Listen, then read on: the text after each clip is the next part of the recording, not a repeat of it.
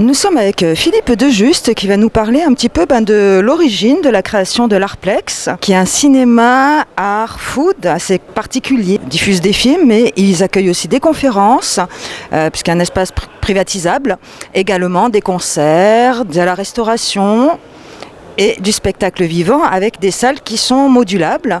Donc Philippe, comment vous est venue l'idée de cet Artplex ? L'idée de l'Artplex est venue du fait qu'il y a quelques années, quand on avait des cinémas, on s'était rendu compte que les gens venaient au cinéma pour un espace convivial.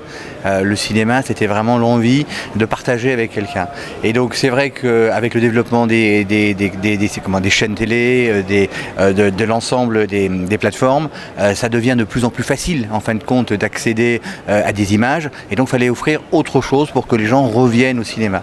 Donc quand j'étais président de Cap Cinéma, j'ai initié ce mouvement de façon à ce qu'à l'intérieur des salles, on puisse faire autre chose.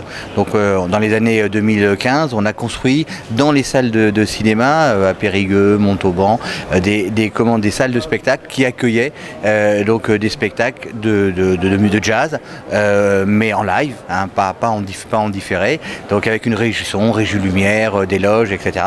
Et effectivement, ça nous a permis d'attirer un nouveau public dans nos salles de cinéma qui ne venait pas forcément pour le cinéma, mais qui en découvrant le lieu se disait tiens, c'est sympa, on y reviendra. Et l'exemple le plus flagrant, c'est on avait une salle de cinéma arrêt essai, donc à Blois, au Lobis, dont on est originaire, qui faisait 50 000 entrées. Et on a mis une salle de spectacle. Elle s'est mise à faire 80 000 entrées. La population de Blois n'avait pas changé, mais simplement la rénovation de la salle, la réorientation de la salle, l'ouverture justement à un nouveau public a fait d'un seul coup que c'est devenu un lieu où les gens ont envie d'aller. Voilà. Donc ça, c'était le premier. Et pourquoi je suis arrivé à Marseille ? Parce qu'effectivement, quand on a vendu le groupe Cap Cinéma, Marseille était un projet et j'ai pas eu envie de le vendre. J'ai envie de le garder en me disant ça va être pour occuper mes vieux jours. Et donc on est parti dans ce projet qui est quand même un projet un peu fou, avec beaucoup de contraintes, mais aussi un projet, une espèce de rêve en réalité. On est dans la deuxième ville de France. On est dans la deuxième artère la plus connue à l'étranger. Quand vous parlez des Champs-Élysées ou de la Canebière, tout le monde sait où c'est. Et donc être là, c'était aussi un pari. Et donc on voulait aller jusqu'au bout, en fin de compte, de l'évolution. Je voulais aller jusqu'au bout du concept. Et là, on a vraiment été jusqu'au bout en faisant des salles de cinéma avec un confort la dernière génération, des projecteurs laser et une salle de spectacle complètement équipé pour recevoir du spectacle. Et un grand hall dans lequel on est, où on peut exposer en permanence des œuvres d'artistes.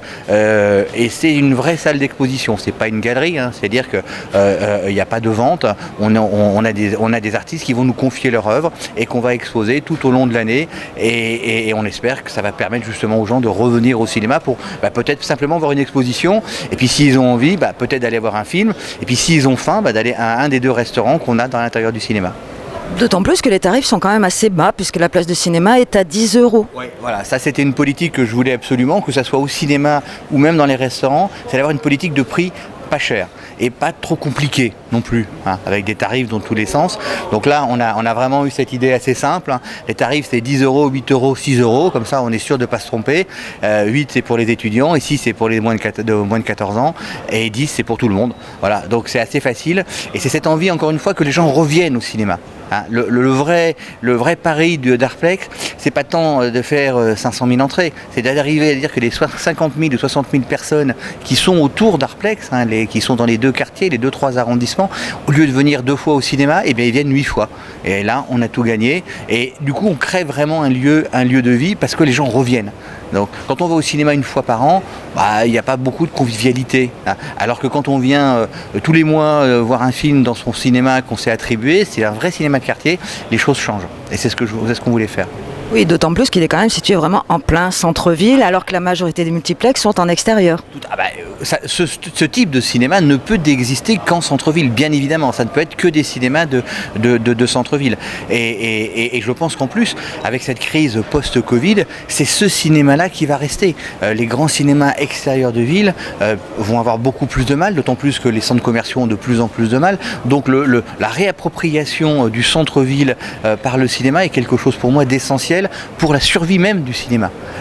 Et avant Marseille, hein, on avait fait des projets, j'ai fait un projet à Paris, hein, sur les périphes, pour des Lilas, j'en ai fait un autre à Cagnes-sur-Mer, donc un autre à Nîmes, donc tout ça dans des centres-villes qui existent déjà, et c'est vraiment cette idée d'arriver à aller chercher le public là où il est.